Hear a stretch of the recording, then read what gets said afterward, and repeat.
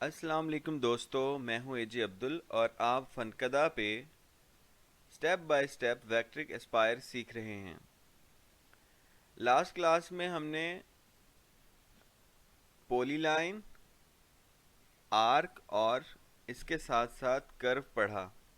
आज हम कुछ लेयर ऑपरेशंस के बारे में पढ़ेंगे। इसके अलावा हमने ये टॉपिक थोड़ा छोड़ दिया था, थोड़ा सा इसका इंट्रोडक्शन दिया था इंपोर्ट बिट मैप का। तो आज हम देखेंगे कि किस तरीके से हम बिट मैप जो है उसको इंपोर्ट कर सकते हैं, यानी अपनी वो पिक्चर जिसके ऊपर से हमने ट्रेसिंग करनी है उसको किस तरीके से एस्पायर में ला सकते हैं और उसकी प्रॉपर्टीज चेंज कर सकते हैं, किस तरीके से हम उसको क्रॉप कर सकते हैं। उसके बाद जो है हम पिक्चर इंपोर्ट करेंगे सिंपल सी कोई भी, उसके ऊपर किस तरीके से हम अपने जो ट्रेसिंग टूल्स हैं उनको अप्लाई कर सकते हैं। ये बिल्कुल छोटा सा हम एक ट्यूटोरियल करेंगे। इसके बाद जब हमारा ये टूल्स ऑपरेशन सारा हम सीख जाएंगे तो फिर हम कुछ लेंथी ट्यूटोरियल्स जो है वो करेंगे और उसमें हम तफसील के साथ ट्रेसिंग पे अबूर हासिल करने की कोशिश करेंगे। तो चलिए सबसे पहले हम एक बिट मैप ट्रेस कर लेते हैं, एक बिट मैप इंपोर्ट कर लेते हैं। हमने वही 12 बाय 12 की, जैसे हम हर रोज़ एक फ़ाइल लेते हैं, एक फ़ाइल ले ली। उसके बाद इस ऑप्शन में इंपोर्ट बिट मैप में जाते हैं, यहाँ पे मेंशन भी किया हुआ है कि फॉर ट्रेसिंग। तो चलिए हम एक, जैसे ही हम इंपोर्ट बिट मैप पे क्लिक करते हैं तो हमारे सामने हमारा कंप्यूटर जो है वो ओपन हो जाता है, हमारा फाइल मैनेजर ओपन हो जाता है। फाइल्स में मैंने ये डेस्कटॉप पे फाइल रखी है, आप जहाँ पे जाएं वो डायरेक्टरी में जाके आप चेंज कर सकते हैं। तो हम डबल क्लिक करेंगे तो ये एक फ़ाइल हमारे पास आ गई। अब हम इसको देखेंगे कि किस तरीके से हम सबसे पहले इसको क्रॉप कर सकते हैं। तो ये हमारे पास क्रॉप का ऑप्शन है, लेकिन इसको क्रॉप करने के लिए हमें इसके ऊपर एक वेक्टर लगाना होगा। चलिए हम रेक्टेंगल इसके ऊपर एक लगाने की कोशिश करते हैं। हमने इसके ऊपर एक रेक्टेंगल ली। उसके बाद सबसे पहले हम बिट मैप को सिलेक्ट करेंगे तो हमारे पास बिट मैप की आउटलाइन आ जाएगी।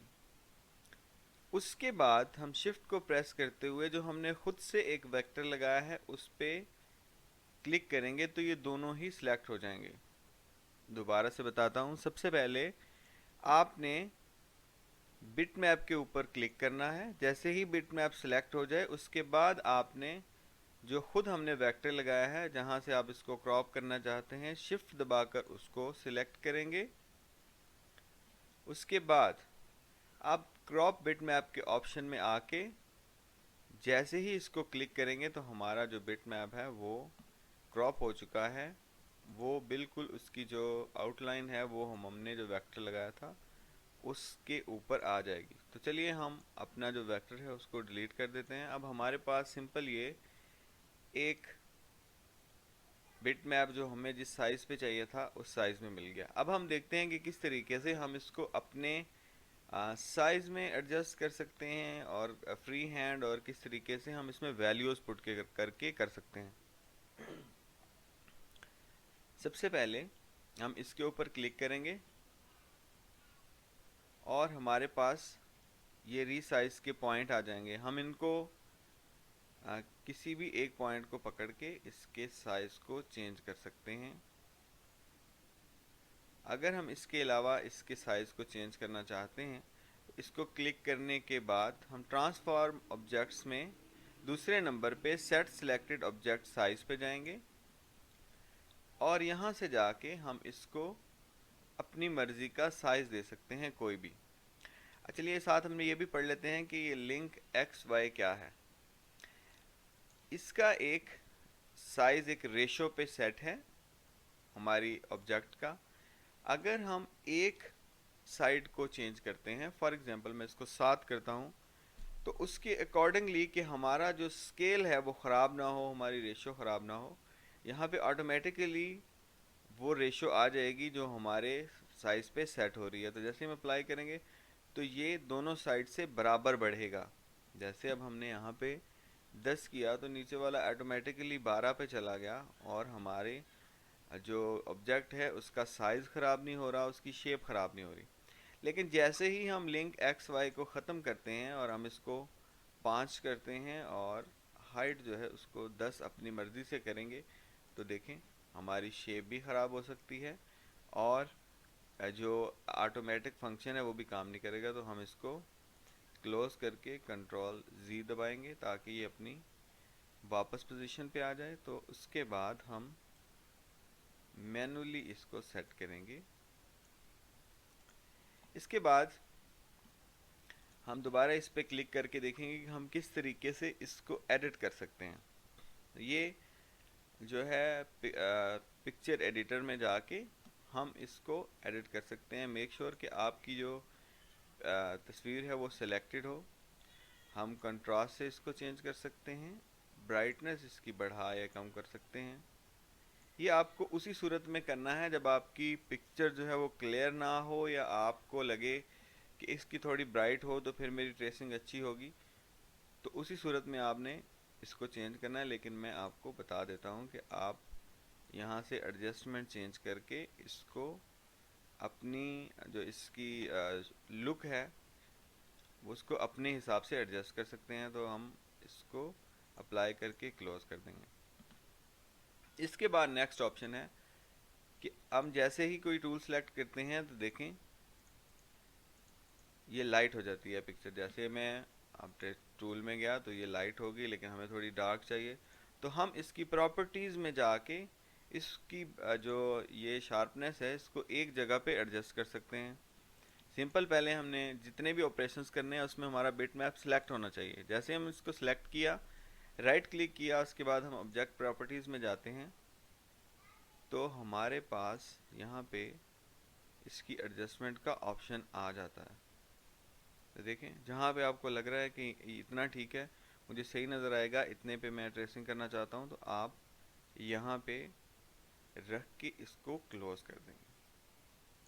तो देखें अब जैसे ही आप कोई टूल भी सिलेक्ट करेंगे तो जितनी आपने एडजस्टमेंट सेट की है उस पर ही एडजस्ट रहेगा।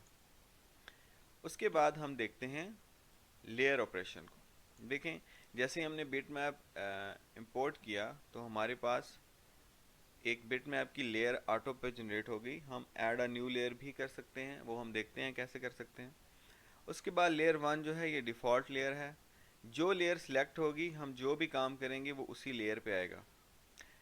अगर आप चाहते हैं कि आप इसकी हाफ ट्रेसिंग जो है वो एक लेयर पे करें और दूसरी हाफ जो यानी आप चाहते हैं कि इसके जो बॉडी पार्ट्स हैं लाइक आईज़ या ईयर्स हैं इनको आप अलग लेयर पे लेके जाएं और बाकी जो इसका फेस है उसको अलग लेयर पे लेके जाएं, तो आप एक ऐड अ न्यू लेयर में जाएंगे और यहाँ पे आप इसका नाम भी चेंज कर सकते हैं। हम डिफ़ॉल्ट लेयर 2 ही रहने देते हैं, लेकिन हम लेयर 1 पे काम करेंगे। उसके बाद हम लेयर 1 का कलर चेंज कर सकते हैं। कोई भी कलर आप रख सकते हैं जिसमें आपको लगे कि इसमें आसानी है मुझे, या मैं इस कलर से इसकी निशानदेही करना चाहता हूँ। उसके बाद आप लेयर को शो कर सकते हैं, जैसे यहाँ से हम भी लेयर को हाइड और शो कर सकते हैं। उसके बाद आप इसको लॉक कर सकते हैं, न्यू लेयर डाल सकते हैं, डिलीट कर सकते हैं, रीनेम कर सकते हैं, और दो लेयर्स को मर्ज भी कर सकते हैं। लेकिन हमने जब भी, एक आपको टिप दे दूं कि जब भी आपने बिट मैप को अपने रिक्वायर्ड साइज़ पे, अपनी इसकी प्रॉपर्टीज़ पे और इसको एडिट करने के, क्रॉप करने के बाद जब भी आपको पता चला कि अब मैंने इसकी फ़ाइनल ट्रेसिंग करनी है, उसके बाद बिट मैप लेयर जो है उसको आप लॉक करेंगे ताकि आपकी ट्रेसिंग के दौरान ये अपनी जगह से ना हिले और बार बार इस ये जो कभी आपको डार्क नज़र आती है कभी डिम, तो ये भी मसला हल हो जाए। यहाँ तक होपफुली आपको समझ आ गई होगी। इसके बाद हम इसके ऊपर लाइन से ट्रेसिंग करने की कोशिश करते हैं कि किस तरीके से हम लाइन की मदद से इसके ऊपर ट्रेसिंग कर सकते हैं। तो चलिए, हमने लाइन को सिलेक्ट किया और किसी भी एक पॉइंट से हम इसको स्टार्ट कर लेते हैं। चलिए यहाँ से शुरू करते हैं। आपको आहिस्ता आहिस्ता ये समझ आ जाएगी कि मैंने कितने फासले पे जो है वो नॉड लेना है, लाइन कितने फासलों पे क्लिक करना है, वो आपको आराम आराम से समझ आ जाएगी। आप जो है आपकी जो ट्रेसिंग लाइन है इसके बाहर बाहर भी चल सकते हैं, इसको दो हिस्सों में भी, आउटर और इनर दोनों साइड पे भी आप इसको ट्रेस कर सकते हैं, आप इसको बिल्कुल दरमियान में भी ट्रेस कर सकते हैं। तो फ़िलहाल हमने आसानी के लिए दरमियानी रास्ता चुना है कि हम बिल्कुल सेंटर सेंटर में इसको ट्रेस करेंगे। देखें अब जो मेरे लेयर वन पे काम कर रहा हूँ, तो जो लेयर वन का कलर है वो यहाँ पे आ गया। अगर हम लेयर वन का कलर ब्लैक ही रखते हैं तो देखें हमें लाइन फाइंड करना बहुत मुश्किल हो जाएगा कि हमारी लाइन कहाँ पे है। तो हम देखेंगे कि कौन सा कलर जो है इस टाइम हमें अपनी जो ऑब्जेक्ट है उसके ऊपर ठीक नज़र आ रहा है, हम उसी कलर में जो है वो ट्रेसिंग करेंगे। तो नॉर्मली ये फ्लोरोसेंट कलर है, ये ब्लैक कलर के ऊपर अच्छा नज़र आता है। हमने यहाँ तक एक लाइन ली, उसके बाद हम नोड एडिटिंग टूल में गए तो हम स्मूथ टूल का जो ऑप्शन है उसको यूज़ करेंगे। हमने एस प्रेस किया, यहाँ पे भी एस प्रेस किया, और यहाँ पे जितने हमारे नोड थे हमने उनको स्मूथ कर लिया। उसके बाद हम बेजर को पकड़ के बहुत ही आराम से जूम, आपका बेहतरीन टूल है, आप जो जूम करना ना भूलें। जूम, जितना जूम करके आप काम करेंगे उतना ही आपका काम अच्छा होगा।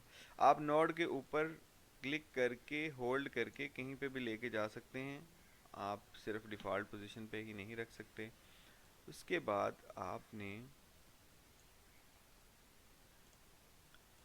अपने हिसाब से बेजर को मूवमेंट दे के ट्रेसिंग को कंप्लीट करना है, जहाँ पे आपको लगे कि ये बिल्कुल ठीक है वहाँ पे।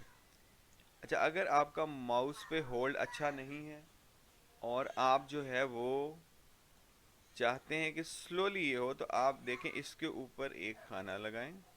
उसके बाद आपके जो नेविगेशन बटन्स हैं कीबोर्ड के ऊपर, उनसे आप इसको स्लाइटली एडजस्ट कर सकते हैं, जो थोड़ी बहुत आपकी इसमें एडजस्टमेंट रहती हो। उसके बाद फिर से हम यहाँ से एक लाइन लेंगे,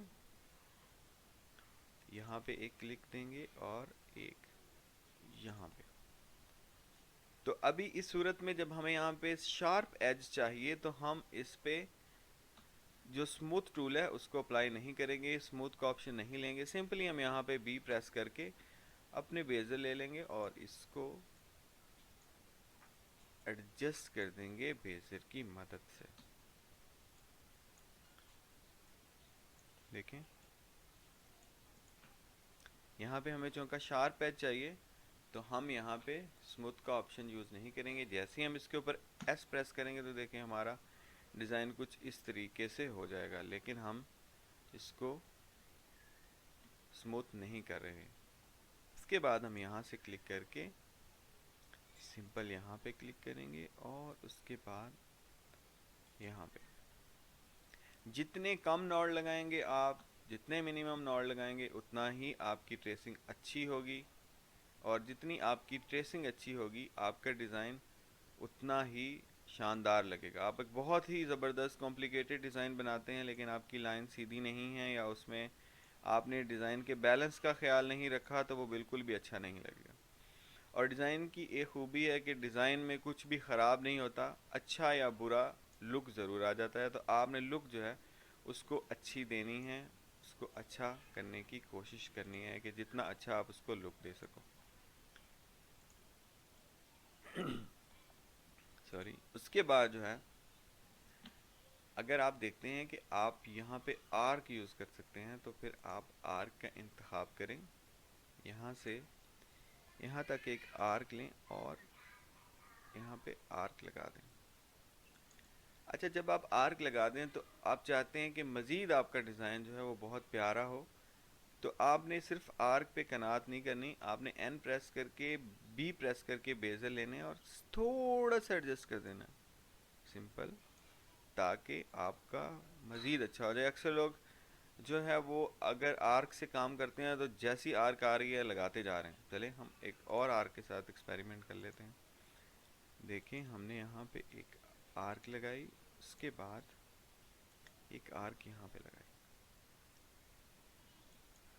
और ये भी हम आर्क से सेट कर लेते हैं।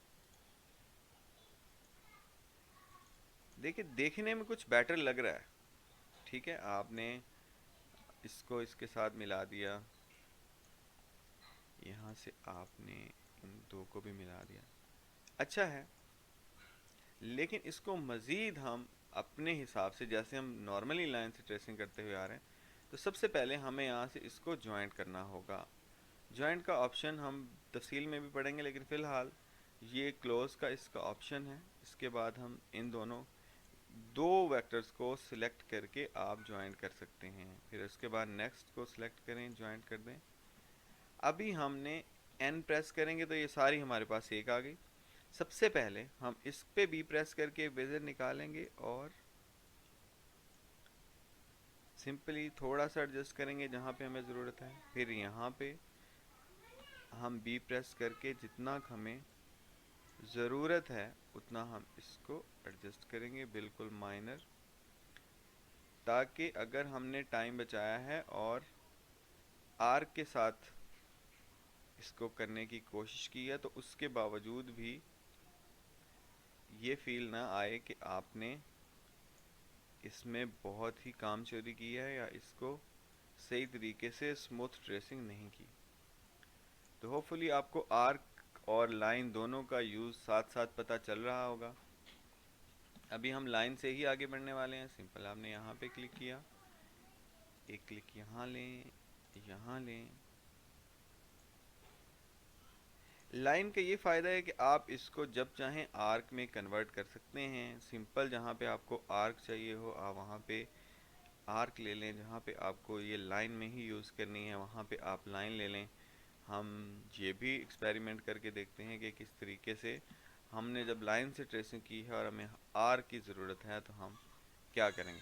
चलें, हमने एन प्रेस किया, बेजल लिए और सिंपली इसको एडजस्ट कर दिया अपने हिसाब से। अब अगर आपको लग रहा है कि ये सीधी लाइन ठीक है तो भी ठीक है, लेकिन मैं चाहता हूँ कि इसको हम स्लाइटली नीचे की तरफ कर्व दें। उसके बाद हम यहाँ पे बी प्रेस करके फिर से अपनी लाइन को सिंपल एडजस्ट करते जाएंगे अपने हिसाब से। अब अगर देखते हैं, आपको हमने पढ़ा है कि किस तरीके से हम लाइन को आर्क में कन्वर्ट कर सकते हैं। अगर आप समझते हैं कि यहाँ पे हम हमें आर्क चाहिए थी लेकिन हमने लाइन लगा ली, तो सिंपल इस पे रख के ए प्रेस कर दें तो आपके पास आर्क आ जाएगी। आप इसको आर्क में कन्वर्ट कर लें। अगर आप दोबारा चाहते हैं कि ये लाइन में कन्वर्ट हो तो इसके ऊपर रख के एल प्रेस कर दें। अभी चूंकि हमें यहाँ पे शार्प एजेस नहीं चाहिए, यहाँ पे हमें शार्प एजेस चाहिए थे तो हमने स्मूथ रूल अप्लाई नहीं किया। यहाँ पे हमें चाहिए तो हम सिंपल एस प्रेस करते जाएंगे और हमारे पास एजेस जो है वो स्मूथ होते जाएंगे, हमारे नॉट स्मूथ होते जाएंगे और हम सिंपली इसके ऊपर ट्रेसिंग करते जाएंगे। अगर आपको कहीं से समझ ना आए या मैं समझा ना पाऊँ तो आप बाद में व्हाट्सएप पे कांटेक्ट करके भी पूछ सकते हैं। अब सिंपली हम यहाँ पे एस दबाएंगे, फिर एस दबाएंगे। जहाँ पे हमें शार्प एजेस नहीं चाहिए हम वहाँ पे एस प्रेस करके नॉट्स को स्मूथ करते जाएंगे और अपने डिज़ाइन को ट्रेस करते जाएंगे स्मूथनेस के साथ।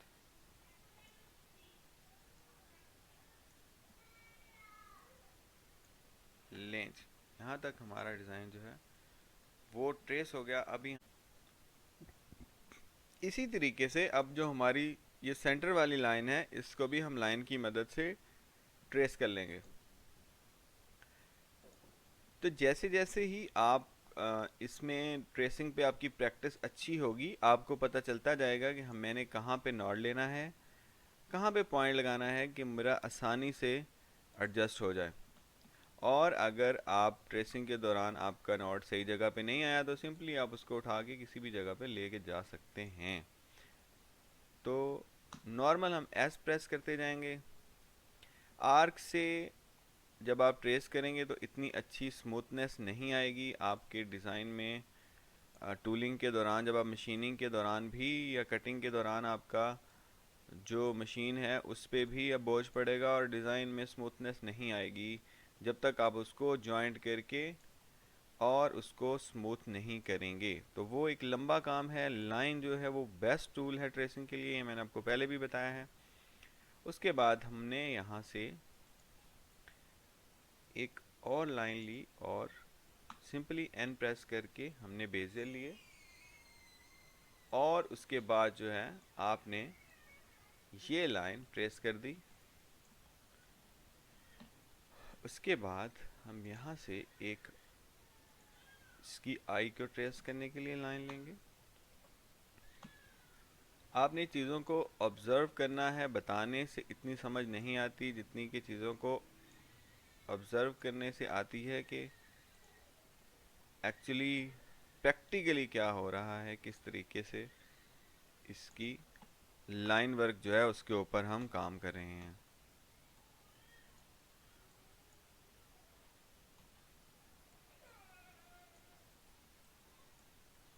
देखिए जहाँ पे हमें स्मूथ एज चाहिए होगा वहीं पे हम एस प्रेस करेंगे, अदरवाइज हम एस प्रेस नहीं करेंगे। चलिए एक और टूल अभी देख लेते हैं, ड्रा कर्व। देखिए कर्व जो है वो ऑटोमेटिकली जो पिछला पॉइंट हमने लिया होता है उसको स्मूथ करता रहता है। जैसे हमने ये लिया, जैसे हम एक्स पॉइंट लेंगे पीछे वाले को स्मूथ कर देगा, इसको स्मूथ कर देगा और इसको स्मूथ। तो बहुत कम जगह होती हैं जहाँ पे हम जो कर्व टूल है उसको यूज़ करके अच्छा डिज़ाइन बना सकते हैं, लेकिन आपको आहिस्ता आहिस्ता आइडिया हो जाएगा कि कहाँ पे हमें कंटिन्यूअस जो प्रीवियस पॉइंट है उसको स्मूथ चाहिए।